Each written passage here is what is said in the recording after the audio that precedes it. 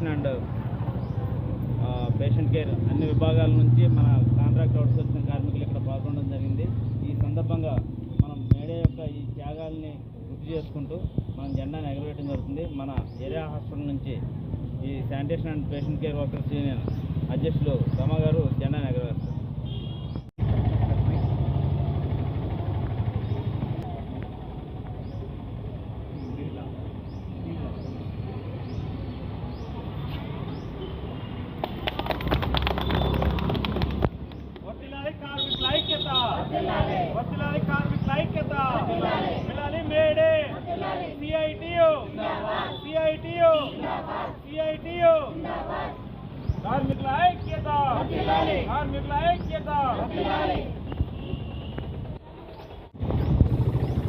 కార్మికులందరికీ మేడే శుభాకాంక్షలు.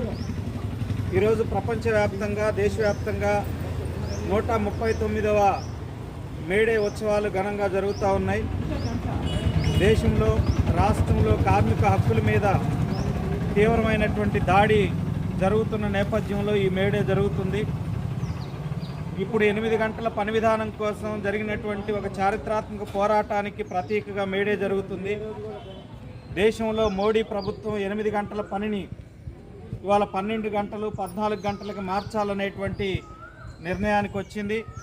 అందులో భాగంగా లేబర్ కోడ్లు తీసుకొచ్చి వాటిని అమలు చేయాలని ఒక తీవ్రమైనటువంటి ప్రయత్నం జరుగుతూ ఉంది. ఆ ప్రయత్నాలకు వ్యతిరేకంగా దేశవ్యాప్తంగా కార్మికులు పెద్ద ఎత్తున పోరాటాలు నిర్వహిస్తున్న సందర్భం కూడా ఇది. ఆ లేబర్ కోడ్ల రద్దు కోసమే వాటి అమలుని నిలిపివేయాలని రేపు మే 20వ తేదీన దేశవ్యాప్త సార్వత్రిక సమ్మె కూడా జరుగుతున్నటువంటి పరిస్థితి ఉంది.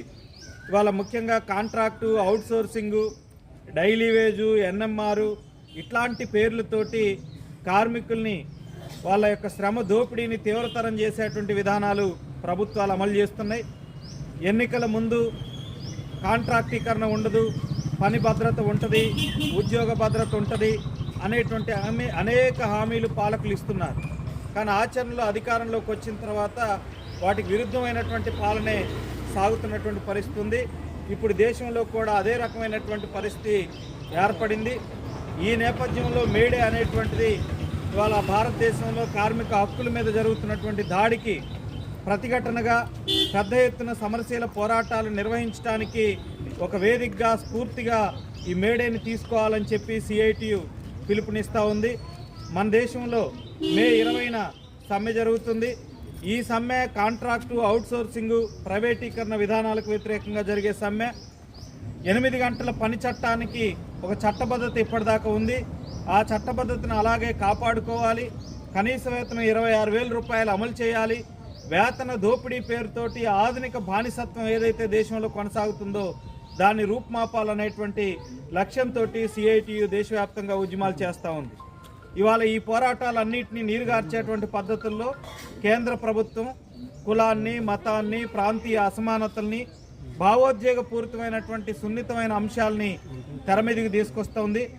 మతం ప్రాతిపదికన దేశ ప్రజల్ని, కార్మిక వర్గాన్ని చీల్చే ప్రయత్నం పెద్ద ఎత్తున చేస్తుంది. ఈ ప్రయత్నాలన్నింటినీ ఎదుర్కొంటూ కార్మిక వర్గం యొక్క ఐక్యతని నిలబెట్టడం, విశాలమైనటువంటి ఐక్యతను సాధించడం ద్వారా కార్మిక, కర్షక, పేద ప్రజల యొక్క సంఘటిత ఐక్యతను నిర్మించడం ద్వారా కేంద్ర ప్రభుత్వం అనుసరించేటువంటి కార్మిక, ప్రజా వ్యతిరేక విధానాలు, కార్పొరేటు, మతోన్మాద కలయికతోటి నడుస్తున్నటువంటి ఈ ప్రభుత్వ విధానాలని ఓడించేటువంటి ప్రయత్నం, ప్రతిఘటించేటువంటి ప్రయత్నం కార్మిక వర్గం నుంచి జరుగుతూ ఉంది. ఆ సంఘటిత పోరాటాలన్నిటికీ సిఐటియు నాయకత్వం వహిస్తుంది.